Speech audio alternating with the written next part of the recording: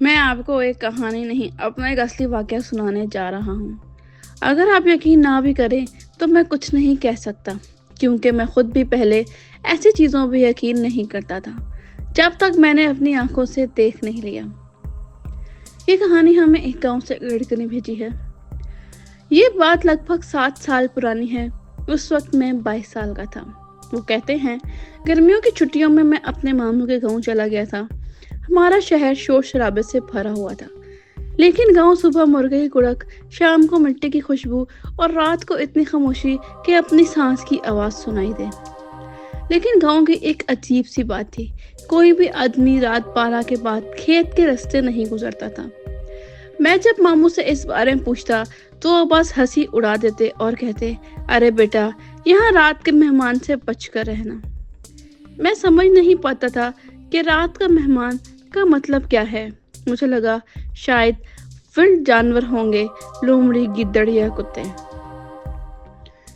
واقعہ ایک رات کا ہے جب بجلی چلی گئی تھی۔ اندھیرا اتنا گہرا تھا کہ ہاتھ کے آنکھوں کے سامنے لے آتا تو صرف دھندلا سا سایہ دکھتا۔ میں گھر کے وراندے میں بیٹھا ہوا کھا رہا تھا۔ دور سے پانی کی موٹر چلنے کی آواز آئی۔ مجھے یاد آیا کہ ماموں نے کہا تھا موٹر کھیت کے کونے میں ہے۔ پھر ایک اور آواز، ایسا لگا جیسے کوئی گا رہا ہو۔ پہلے تو میں سمجھا کہ گاؤں کا کوئی لڑکا ریڈیو چلا کے بیٹھا ہوگا، مگر آواز بہت پیاری تھی، لیکن ساتھ میں عجیب سی ٹھنڈک تھی جو سینے تک اتر رہی تھی۔ میرے دل نے کہا چل دیکھ کر آتا ہوں۔ میں بنا کسی کو بتائے اٹھ کر کھیت کے راستے چل دیا۔ راستہ مٹی کا تھا، دونوں طرف گنا اگا ہوا تھا۔ گنے کی پتیاں ہلکی ہوا میں سیٹی بجا رہی تھی۔ جیسے جیسے میں آگے بڑھ رہا تھا آواز صاف ہوتی جا رہی تھی۔ اب میں پہچان سکتا تھا کہ یہ ایک لڑکی کی آواز ہے، کوئی پرانا گیت گا رہی ہے۔ کچھ 50 قدم آگے چاند کی روشنی میں نے دیکھا ایک لڑکی سفید کپڑوں میں کھڑی ہے، لمبی چوٹی کمر تک اور ہاتھ میں ایک پرانا سا لال دوپٹہ۔ اس کا چہرہ مجھے بھیڑ کی وجہ سے نہیں دکھ رہا تھا۔ سب سے عجیب بات یہ تھی کہ اس کے پیر مٹی کو چھو نہیں رہے تھے، وہ ہلکی سی ہوا میں تیر رہی تھی۔ میں نے سوچا شاید میری آنکھ دھوکہ دے رہی ہے۔ میں نے زور سے السلام علیکم کہا۔ اس نے آواز سن کے گیت روک دیا اور دھیرے سے اپنا سر موڑا۔ کہتے ہیں میں شاید وہ لمحہ کبھی نہیں بھول پاؤں گا۔ اس کی آنکھیں پوری خالی تھیں، بنا سفیدی کے۔ ایسا لگتا تھا جیسے دو گہرے کون ہوں جس سے میں گر جاؤں گا۔ اس کے ہونٹوں پر ایک مسکراہٹ تھی، پیاری نہیں لیکن ایسی کہ میری روح تک کام گئی۔ اس نے بس ایک ہی جملہ کہا، مجھے گھر چھوڑاؤ۔ اس وقت میری ٹانگیں پتھر کی ہو گئی، زبان سوکھ گئی۔ میں نے اتنا کہہ سکا، دل میں سورہ اخلاص پڑھ لی۔ جیسے ہی میں نے پڑھنا شروع کیا اس کا چہرہ بدل گیا، آنکھیں اور گہری اور پورا بدن دھند میں بدل کر ہوا میں اڑ گیا۔ میں بھاگ کر ماموں کے گھر آیا، سانس پھول رہی تھی، کپڑے پسینے سے بھیگ گئے تھے۔ ماموں نے بس ایک ٹھنڈی سانس لی اور کہا، بیٹا تجھے تو ہم نے پہلے ہی سمجھایا تھا۔ رات بھر نیند نہیں آئی۔ میں بس لیٹے لیٹے چھت کی طرف دیکھ رہا تھا اور کان میں اب بھی وہی آواز گونج رہی تھی، مجھے گھر چھوڑاؤ۔ صبح جیسے ہی روشنی ہوئی میں وراندے میں آیا۔ ماموں چائے بنا رہے تھے۔ میں نے ان سے سیدھا سوال کیا، ماموں وہ لڑکی کون تھی؟ آپ کو سب پتا ہے نا؟ ماموں نے چائے کا پیالہ ٹیبل پر رکھا، گہری سانس لی اور دھیرے سے کہنے لگے، بیٹا جو تو نے دیکھا وہ انسان نہیں تھی، وہ یہاں کی پرانی بستی کا راز ہے۔ ماموں نے بتایا کہ لگ بھگ 40 سال پہلے گاؤں کے کنارہ ایک چھوٹی سی حویلی ہوتی تھی۔ اس حویلی میں ایک آدمی رہتا تھا جو لوگوں کو دعائیں دیتا تھا، لیکن لوگ چپکے کہتے تھے کہ وہ جادو کرتا ہے۔ اس کی ایک بیٹی تھی زرین۔ زرین بہت خوبصورت لیکن بچپن سے ہی عجیب، کبھی اکیلے کھیت میں کھڑی ہوتی، کبھی رات کو گاؤں کے بیچ میں گھومتی بنا کسی بات کے۔ ایک دن زرین کو پتہ نہیں چلا۔ 3 دن بعد لوگوں نے اسے تالاب کے کنارے دیکھا، مگر وہ زندہ نہیں تھی، پانی میں ڈوب کے مر گئی تھی۔ کم سے کم لوگوں کو یہی بتایا گیا۔ اس کے باپ نے اس کی لاش گھر میں رکھ کے 3 دن تک کچھ پڑھائی کی، پھر اچانک لاش غائب ہو گئی۔ تب سے رات کو لوگ کہتے تھے کہ سفید کپڑوں میں ایک لڑکی گاتی ہے، گانے گاتی ہے اور کسی کو کہتی ہے، مجھے گھر چھوڑاؤ۔ ماموں چپ ہو گئے۔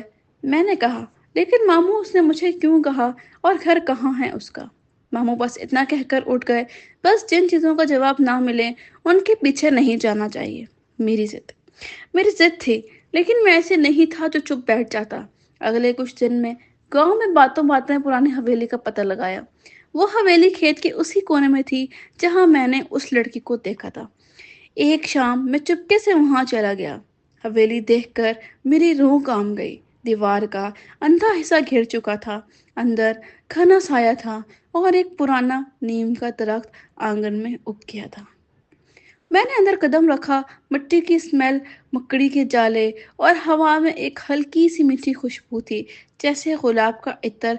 अचानक पीछे से आवाज आई, तुम आ गए। मैंने पलट कर देखा। वही लड़की सफेद कपड़ों में, हाथ में लाल दुपट्टा। उसका चेहरा इस पर ज्यादा साफ था।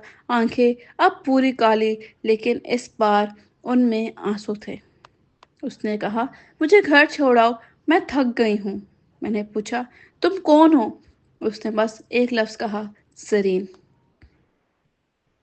जैसे ही उसने अपना नाम कहा, हवा तेज हो गई। हवेली के दरवाजे खुद ब खुद बंद होने लगे। नीम का दरख्त झूलने लगा, जैसे कोई उसकी शाखों को जोर से हिला रहा हो।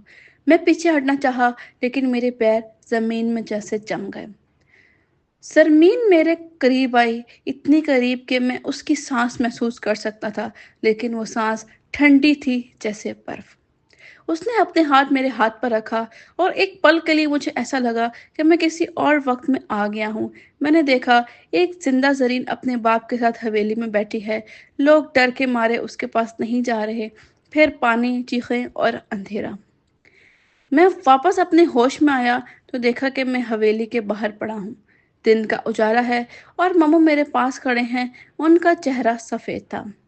उन्होंने सिर्फ एक बात कही, बेटा, अब तो इस कहानी का हिस्सा बन गया है। मामू की बात ने मेरी रूह तक को हिला दिया। अब तो इस कहानी का हिस्सा बन गया है। ये लफ्ज दिन रात मेरे दिमाग में गूंजते रहे। मैं अपने आप को समझाता रहा कि शायद ये सब मेरी सोच का खेल है, लेकिन रात को जब भी मैं आंख बंद करता, मुझे सफेद कपड़ों में वो लड़की नजर आती। कभी खेत में, कभी हवेली के दरवाजे पर, और कभी मेरे कमरे के कोने में। एक दिन मैंने मामू से जोर देकर पूछा, मामू, आपको सब पता है, चुप मत रहें। मामू ने गहरी सांस ली और कहने लगे, बेटा, जरीन जिन बनी थी, लेकिन अपनी मर्जी से नहीं। उसके बाप ने उस पर काला अमल किया था। वो चाहता था कि जरीन इंसान ना रहे, बल्कि उनका काम आगे बढ़े। लेकिन अमल अधूरा रह गया। जरीन की रूह फंस गई। ना वो पूरी इंसान रही, ना पूरा जिन। मैंने पूछा, वो मुझे क्यों बुला रही है? शायद तो उसका काम पूरा कर सके, या शायद वो तुझे अपनी तरह बनाना चाहती है। मेरे अंदर एक अजीब सा डर था, लेकिन साथ ही क्यूरियोसिटी भी। उस रात मैंने डिसाइड किया कि मैं हवेली में वापस जाऊंगा। मामू ने मना किया, लेकिन मैं चुपके से निकल गया। चांद पूरा था, रात बिल्कुल साफ। जैसे ही मैं हवेली के अंदर गया, नीम का दरख्त हिलने लगा। पूरा महल जैसे जिंदा हो गया था। सरीन सामने आई। इस बार वो और ज्यादा खूबसूरत थी, लेकिन चेहरा उदास। उसकी आवाज में एक अजीब सा सुकून था। तुम वापस आ गए, मुझे घर छोड़ाओ। मैंने कहा, तुम्हारा घर कहाँ है? वो मुस्कुराई और हवेली के अंदर एक पुरानी दीवार के पास ले गई। वहां एक छोटा सा दरवाजा था, जो इतना पुराना था कि पहचान में नहीं आता था। उसने कहा, यहाँ से, लेकिन तुम वापस नहीं आ पाओगे। मैंने दरवाजा खोला। अंदर एक सुरंग थी, जो इतनी अंधेरी कि हाथ को हाथ ना सूझे। मैं बस जरीन को पीछे चलता रहा। उसकी सांस ठंडी थी और पैर जमीन को छू नहीं रहे थे। सुरंग के आखिरी में एक छोटी सी झील थी। पानी में चांदनी का अक्स पड़ रहा था। जरीन ने कहा, ये मेरा घर है। मुझे इस पानी में उतरना होगा, तब ही मैं आजाद होंगी। मैंने कहा, फिर तुम क्यों नहीं कर लेती? उसने आंखों में आंसू आ गए। क्योंकि मुझे कोई अपना लेकर नहीं आता और मैं अकेली नहीं जा सकती। मैंने उसका हाथ पकड़ा और उसे पानी के किनारे ले गया। जैसे ही उसका पाँव पानी में गया, एक तेज बिजली चमकी। हवा का तूफान आया और मुझे लगा जैसे मेरी रूह खींच रही हो। उस पल जरीन ने कहा, शुक्रिया, तुमने मुझे आजाद कर दिया। अब मैं तुम्हारे सपनों में नहीं आऊंगी। पानी में एक लड़ाई हुई तस्वीर देखी। जरीन मुस्कुरा रही थी, फिर धीरे धीरे गायब हो गई। मैं बेहोशी में जमीन पर गिर गया। جب ہوش آیا صبح ہو چکی تھی، میں حویلی کے باہر تھا اور سرنگ کا دروازہ بند ہو چکا تھا، جیسے کبھی تھا ہی نہیں۔ میں نے ماموں کو سب بتایا۔ وہ چپ رہے، پھر صرف ایک بات بولی، بیٹا تو نے اس کی روح کو سکون دے دیا، لیکن یاد رکھ کچھ کہانیاں صرف ختم ہوتی ہیں، بھولتی کبھی نہیں۔ ہمیشہ مدد کرو، چاہے سامنے والا انسان ہو یا روح۔ نیت صاف ہو تو اللہ ہر مشکل میں مدد کرتا ہے۔ ہر راز کے پیچھے مت جاؤ، لیکن اگر جاؤ تو پورا کرو۔ جادو، حسد اور برائی نیت کبھی کسی کا بھلا نہیں کرتی، نہ دنیا میں نہ آخرت میں۔